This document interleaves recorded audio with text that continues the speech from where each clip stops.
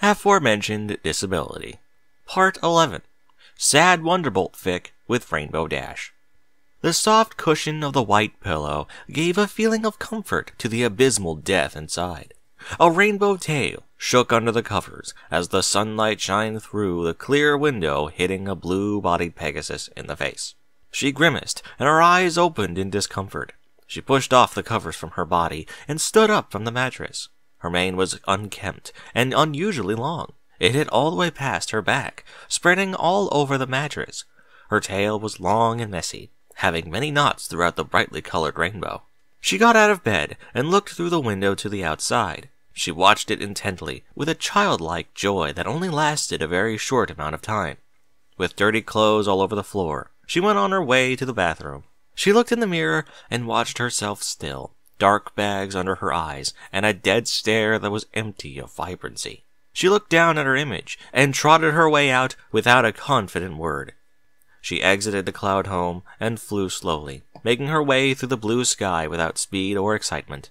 The fluffy clouds that would get in her way, she would just fly through without a single care and let it go without a challenge or force. Her scent held close.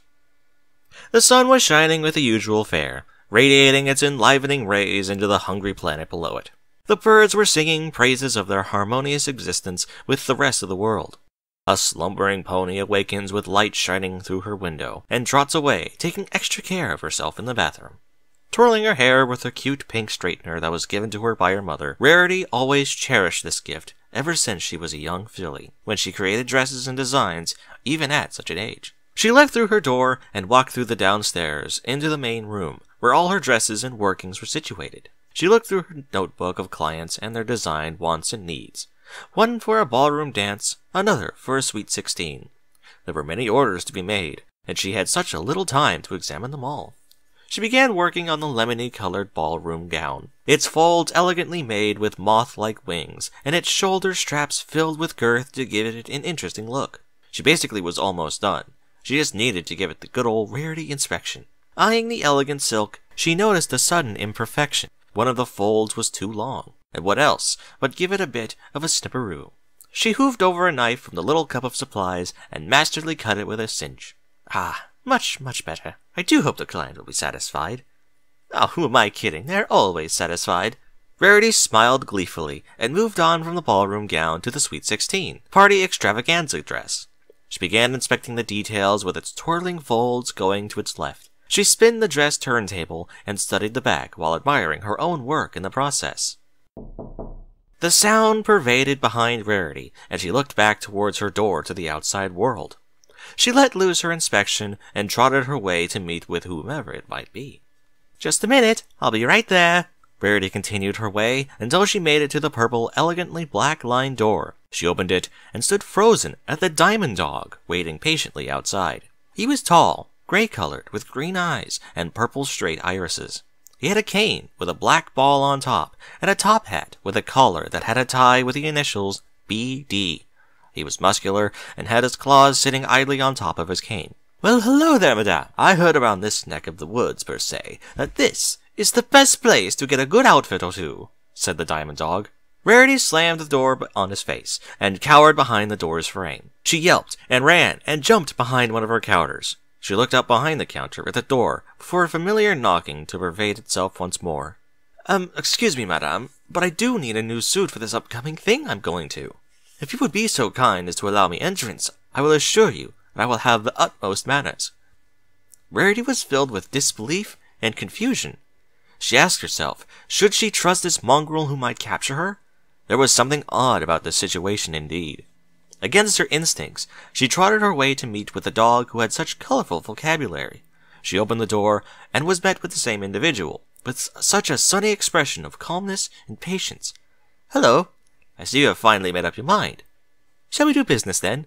said the Diamond Dog, as happily as ever. "You aren't here to capture me?" questioned Rarity. "Why, I would never do anything of the sort. I just came here to find a new suit. Is that so hard to identify with? Let me guess, you believe because of my species that I would set ill for you or abuse you in some way. I know my species might have a reputation, but I assure you that I am not of the same way." Rarity shook her eyes when she realized that she was in the presence of a gentleman. Such a courteous display could only mean that he meant no harm. She allowed him in with a bit of confusion, especially coming from someone of his race. "I never have met a diamond dog like you before. Where are you from?"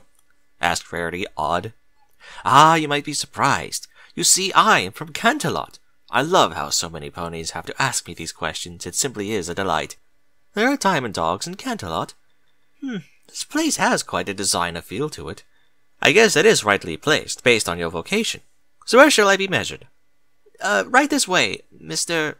"Ah, of course. An introduction is much needed. You, madam, are in the presence of Tid Bite, entrepreneur and highly praised Canterlot resident." "I would think that a diamond dog living in Canterlot would be big news by now," questioned Rarity, as she guided him to the measuring pedestal. "Well, between you and me, the residents of Canterlot keep me secret, and usually the ponies I know and meet see me. You could say I am the legend of Canterlot," said Tid Bite, as he stepped on the pedestal. "That reminds me, Mrs. Designer, would you mind keeping my existence a secret? I don't want ponies turning their heads over me." "Well, all right. It's Rarity, by the way, if you're so inclined." "Ah, Madame Rarity. Has a nice ring to it," said Tid. Rarity went to a closet and opened it to find a surplus of supplies, from different variations of colored fabric and silk to needles and thread, as cluttered as the eye could see. She pushed through and pulled out a measuring tape with her magic that was yellow in coloration and zipped back to him as he watched intently. She stretched out the tape to measure his body type. "Please hold still as much as possible. Need to get the right measurements." She measured his big arms that were larger than his short stubby legs, and hoofed over from her wooden desk a lined paper to write on. Rarity grasped a pitch-black pen with a metallic frame on its back from under the desk and copied the information. "So, what would be a good time to retrieve my suit?" said Tid, as he stood perfectly still. With needles in her teeth, Rarity spoke in a muffled tone. "Come back around 9. I'll have it ready by then." Tid went his way towards the door and waved as he opened to exit. She gave a smile as he exited the store. She ran to the window and watched where he left to find that a car awaited him of all things. Curious indeed. A diamond dog in Canterlot. Something doesn't feel right about him. She shook her head and went to the table to begin working on the black suit. It's going to be a long day. Later that evening, Rarity slumbered on the wooden table she worked on. A knocking, and she awoke surprised. The suit not finished from the middle to the bottom. Terrified, a knock came again once more to her terror.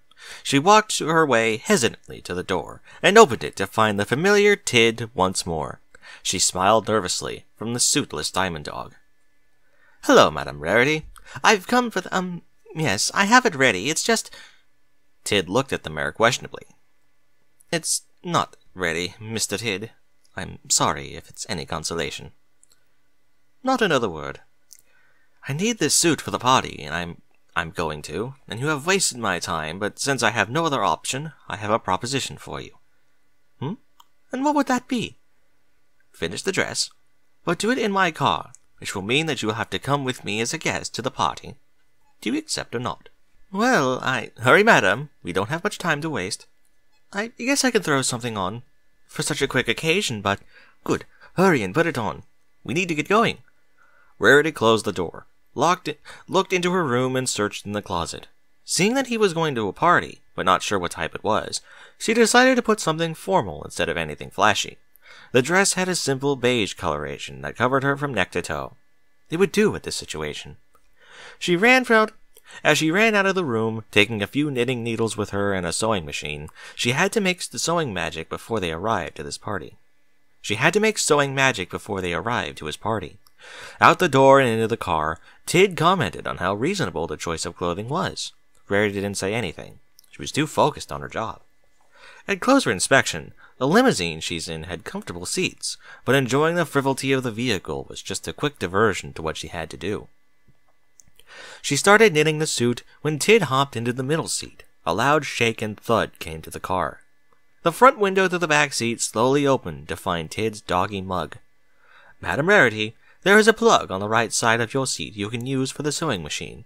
Do hurry, for we'll be arriving to Canterlot." "Yes, it'll be done quickly," said Rarity, while plugging in the sewing machine. The loud whir of the machine came on instantly. She worked diligently, as the car drove incredibly fast. It was obvious they were late.